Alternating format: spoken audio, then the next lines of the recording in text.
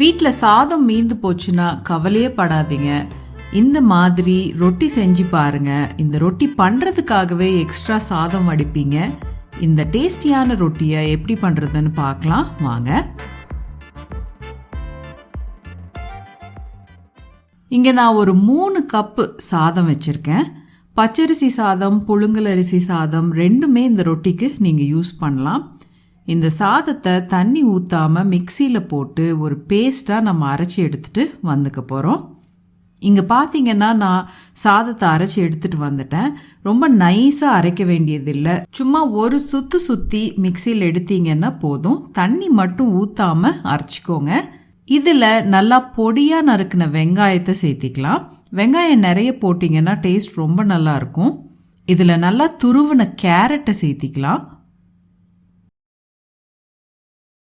காரத்துக்கு பச்சை மிளகாய் நல்லா பொடியாக நறுக்கி அதையும் சேர்த்திக்கலாம். உங்களுக்கு காரம் எவ்வளோ வேணுமோ அந்த அளவுக்கு நீங்கள் பச்சை மிளகாய் நறுக்கி சேர்த்திக்கோங்க. பச்சை மிளகாய் பேஸ்ட்டாகவும் நீங்கள் சேர்த்திக்கலாம். நல்லா பொடியாக நறுக்கின கருவேப்பிலையை சேர்த்திக்கிறேன். ஒரு 1/4 கப்பு நல்லா பொடியாக நறுக்கின கொத்தமல்லியும் சேர்த்திக்கலாம். ஃப்ரெஷ்ஷாக கொத்தமல்லி போட்டிங்கன்னா டேஸ்ட் ரொம்ப நல்லாயிருக்கும். கொஞ்சம் இஞ்சி சேர்த்திக்கிறேன். கொஞ்சமாக சீரகம் போட்டுக்கலாம். டேஸ்ட்டுக்கு ஒரு ஸ்பூன் அளவுக்கு உப்பு போட்டுக்கோங்க. ஒரு 3/4 கப்பு அரிசி மாவு கொஞ்சம் கொஞ்சமாக ஆட் பண்ணி நம்ம கலந்துக்க போகிறோம்.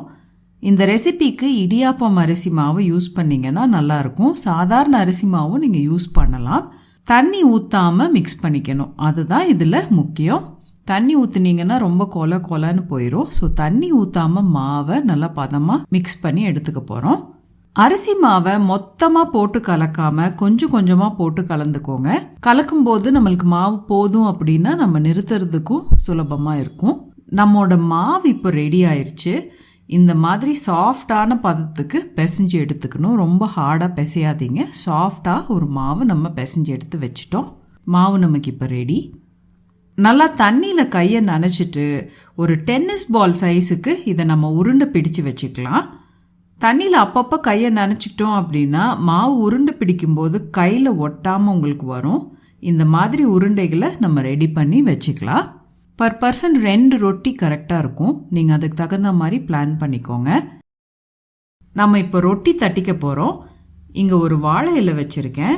இதில் தான் நம்ம ரொட்டி தட்ட போகிறோம். நல்லா கையை ஈரம் பண்ணிவிட்டு உருண்டையை இந்த மாதிரி லீஃப் மேலே வச்சு தட்டி விடுங்க. ரொம்ப மொத்தமாக தட்டாமல் முடிஞ்ச வரைக்கும் சன்னமாக தட்ட பாருங்க. மாவு தட்டும்போது கையில் ஒட்டுச்சுன்னா தண்ணி தெளித்து தட்டுங்க. நல்லா ஒரு 6 inch to 7 inch அளவு வரைக்கும் உங்களுக்கு ஒரு ரொட்டியை நல்லா தட்டி எடுத்துக்கோங்க. ரொட்டியோட ஓரம் எல்லாம் நல்லா ஒன்று சேர அமுத்தி விட்டுருங்க. ரொட்டி நல்லா வேகிறதுக்காக அங்கங்கே ஓட்டை போட்டு விட்டுருங்க.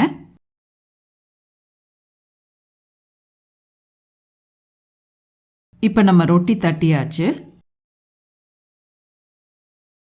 வாழை இலைக்கு பதிலாக பார்ச்மெண்ட் பேப்பர் இல்லைன்னா பேக்கிங் பேப்பர்லேயும் நீங்கள் இதை தட்டலாம். முதல்ல பண்ண மாதிரியே நல்லா கையை நனைச்சிட்டு தட்டுனீங்க அப்படின்னா மாவு கையில் ஒட்டாமல் தட்டுறதுக்கு ஈஸியாக இருக்கும்.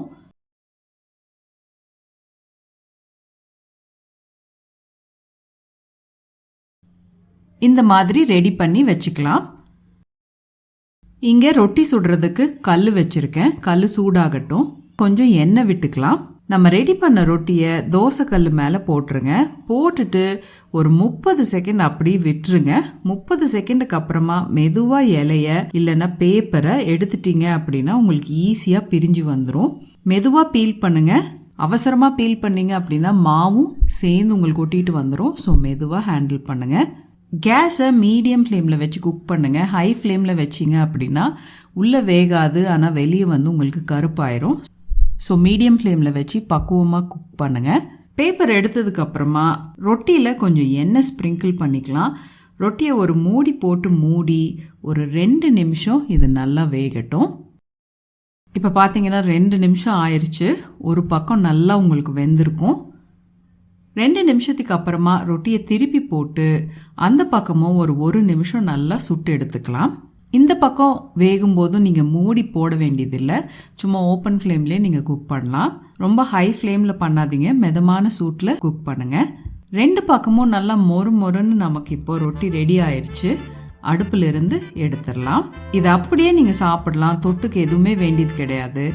சாதம் மீந்து போச்சுன்னா இனிமேல் கவலையே படாதீங்க. இந்த மாதிரி ரொட்டி பண்ணி பிரேக்ஃபாஸ்ட்டுக்கு சர்வ் பண்ணுங்கள், எல்லாத்துக்கும் ரொம்ப பிடிக்கும். இந்த ரெசிபி கண்டிப்பாக ட்ரை பண்ணுங்கள். இந்த ரெசிபி ட்ரை பண்ணிங்கன்னா எனக்கு மறக்காமல் கமெண்ட்டில் சொல்லுங்கள். தேங்க்யூ ஸோ மச் ஃபார் வாட்சிங்.